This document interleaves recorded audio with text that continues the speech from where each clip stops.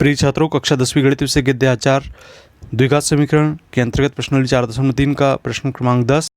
मैसूर और बेंगलोर के बीच 132 किलोमीटर यात्रा करने में एक एक्सप्रेस रेलगाड़ी सवारी गाड़ी से 1 घंटा समय कम लेती है।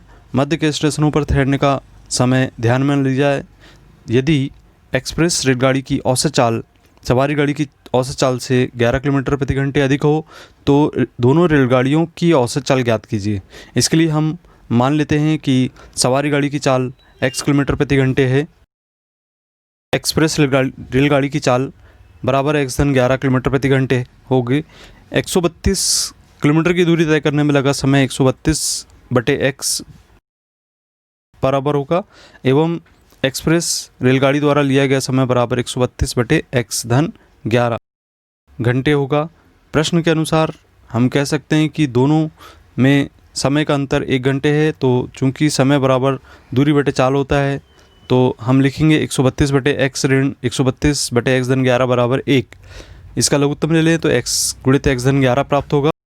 यहाँ पर यदि हम इस तरीके से त्रिया गुणा कर दें 132 का x धन 11 और x का 132 में, तो भाग देने पर ही प्रक्रिया इसी प्रकार से होती है। तब इसे लिखा जा सकता है इस प्रकार से, और फिर इसका हम यहाँ x और x धन 11 का 1 में गुणा कर दें, तब हम कोष्ठक हटाएंगे।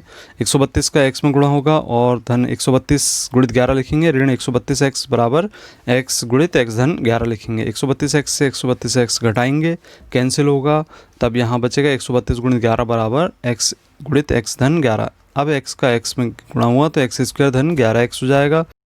ऋण 132 गुणित 11 बराबर 0 लिखेंगे। अब हम यहाँ पे यदि 132 गुणित 11 को इस प्रकार से लिख दें तो हम देखते हैं कि 132 गुणित 11 यहाँ से यदि 3 उभयनिष्ठ ले लिया जाए या 3 का भाग दे दिया जाए तो 44 शेष प्राप्त होगा। गुणित 11 लिखेंगे, 11 में 3 का गुणा करेंगे तो 33 गुणित 44 होगा। इस प्रकार से हम 132 गुणित 11 को 33 गुणित 44 के रूप में लिख सकते हैं। तो हम यहाँ पे वैसा ही करेंगे। इस समीकरण में x स्क्वायर धन 11x को चूँकि 33 गुणित 44 का गुणा करने पर और जोड़ने घटाने पर हमें 11 प्राप्त होता है, तो यहाँ पे हम गुणनखंड प्रक्रिया को अपनाएंगे, गुणनखंड विधि को। तो इसे लिखेंगे हम 11x ऋण 33 गुणित 44 बराबर 0। अब चूँकि यहाँ पे हमें 11x प्राप्त करना है तो दो संख्याएँ ऐसी चुन लेते हैं, जोड़ने घटाने पर 11 प्राप्त हो जाए।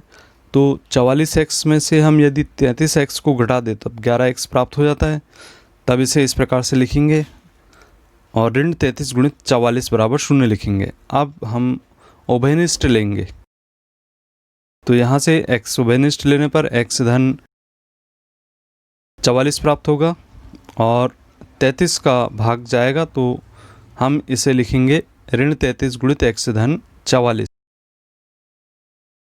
इस प्रकार से यहाँ पे दोनों कोष्ठक में हमें x धन 44 प्राप्त हो जाएगा। उसे सार्वभौमिक लेंगे। अब हम लिखेंगे यहाँ पर x धन 44 को सार्वभौमिक लेने पर x ऋण 33 दूसरे गुणनखंड प्राप्त होगा हमें। यदि हम x धन 44 को 0 के बराबर लेते हैं तो यहाँ पे x का मान ऋण 44 प्राप्त होगा। क्योंकि ऋणात्मक चाल नहीं हो सकती इसलिए यह मान असंभव है। अब इसके बाद यदि हम x ऋण 33 बराबर 0 लेते हैं तब हमें x का मान 33 प्राप्त होगा और यहाँ पर हम कहेंगे कि सवारी गाड़ी की चाल 33 किलोमीटर प्रति घंटे है तथा एक्सप्रेस रेलगाड़ी की चाल x धन 11 अर्थात 33 धन 11 बराबर 44 किलोमीटर प्रति घंटे होगी।